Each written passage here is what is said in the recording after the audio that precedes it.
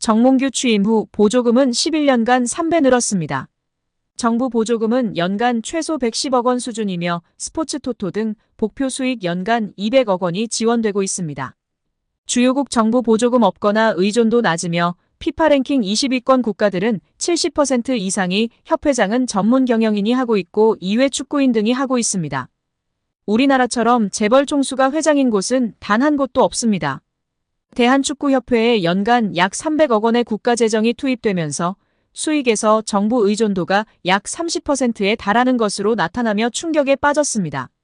사실상 정부 재원이 아니면 운영이 어려운 셈입니다. 미국과 일본 등 주요국은 국가 보조금 의존도가 낮은 가운데 축협의 재정 자립을 촉구하는 목소리가 나오고 있습니다.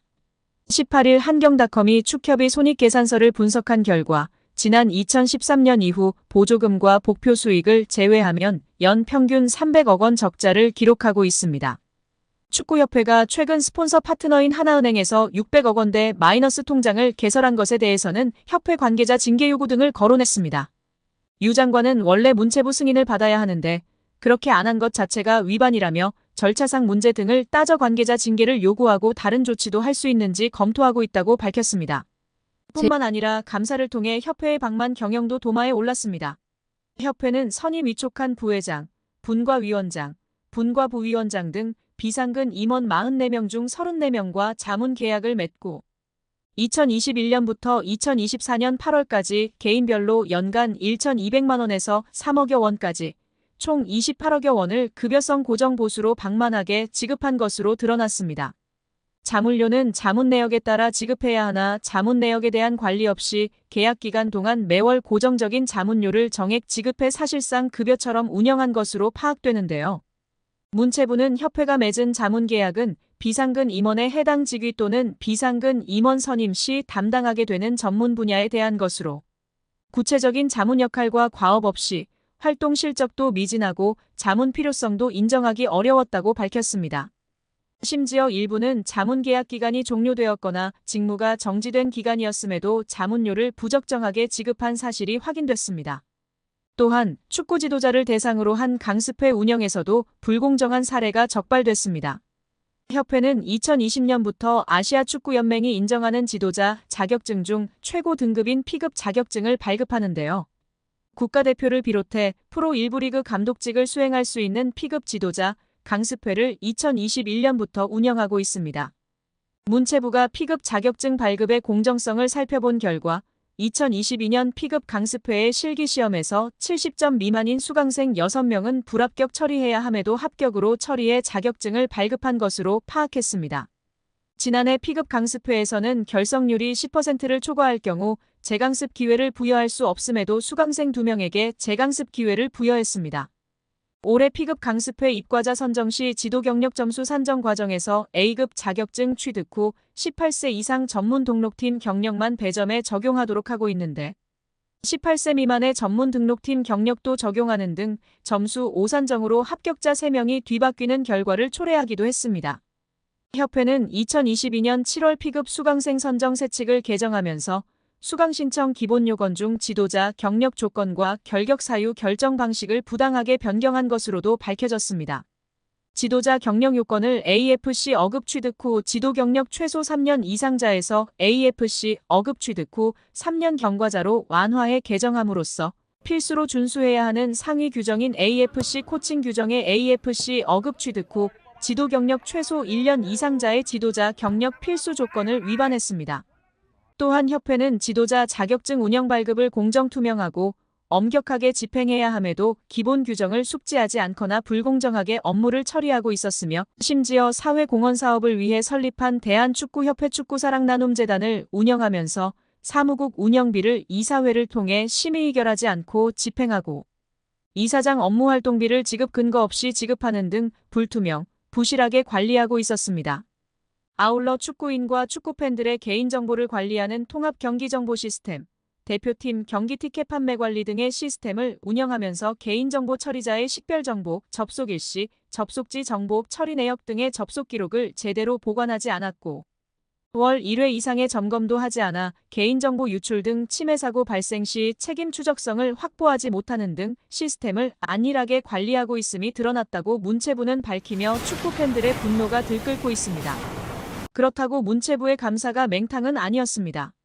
축구협회의 아픈 곳을 제대로 찌른 부분이 있었으니 천안축구종합센터의 정부 보조금 유용 문제였습니다.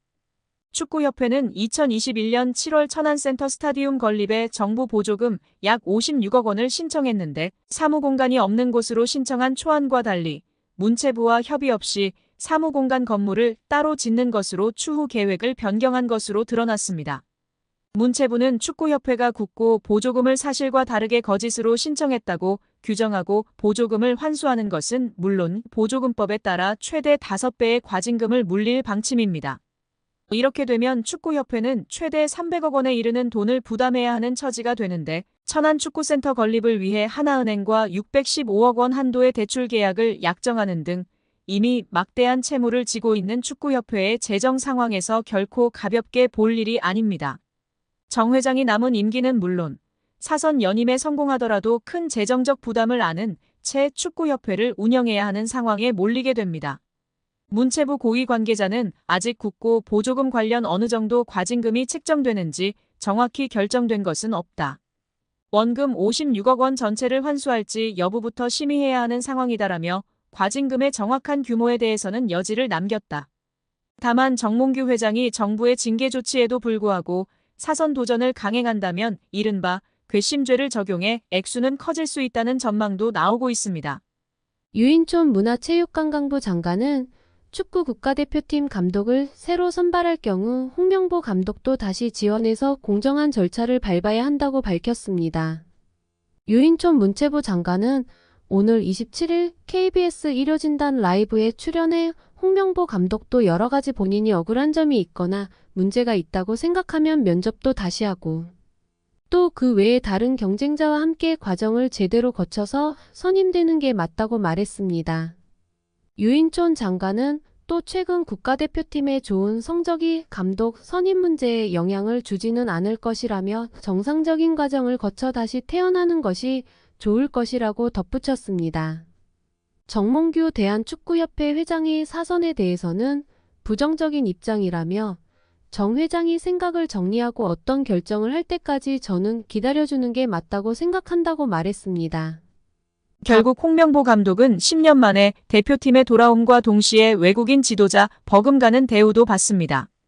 이임생 이사는 연봉 등 세부 계약 조건에 대해서는 밝힐 수 없지만 이제 한국 지도자들도 외국인 감독 못지않게 대우를 받아야 한다는 생각이라면서 외국인 지도자에 뒤지지 않는 계약을 체결했다고 전했습니다. 홍명보 감독은 지난해 울산과 프로스포츠 최고 연봉인 10억 원의 3년 재계약을 맺은 것으로 알려졌는데 대표팀을 맡으면서 더 많은 연봉을 수령할 것으로 보입니다. 직전 클린스만 감독의 연봉은 약 30억 원, 벤투 감독은 약 19억 5천만 원의 연봉을 받았기 때문에 최소 20억 원이고 최대는 30억 원 수준으로 예상받고 있습니다. 따라서 홍명보의 연봉은 최소 20억에서 최대 30억 원 수준이라는 것인데요. 월드컵 이후 아시안컵까지 계약을 장기간 맺었습니다. 다만 월드컵 종료 후 중간평가를 갖기로 되어 있으나 경질 한들 남은 계약 기간 보존 금액하면 최소 30억 원이겠고 홍명보뿐 아니라 외국인 코치 2명도 생각하면 60억 원 이상이 나가겠네요. 정말 최악인 것 같습니다. 경질 없이 가도 홍명보 30억 원의 외국인 코치들까지 하면 연 60억 원 이상씩 나가는데 대체 왜 캐나다를 이끌고 코파 4강까지 간 제시마치를 안 잡았고 바로 프리미어리그 승격을 코앞에서 놓친 바그너 그리스로 유로를 아쉽게 못 나간 포엣을 버리고 홍명보인지 당최 이해가 가질 않습니다. 정말 최악입니다. 축협. 반드시 책임을 져야 할 것입니다. 지금 당장 말입니다.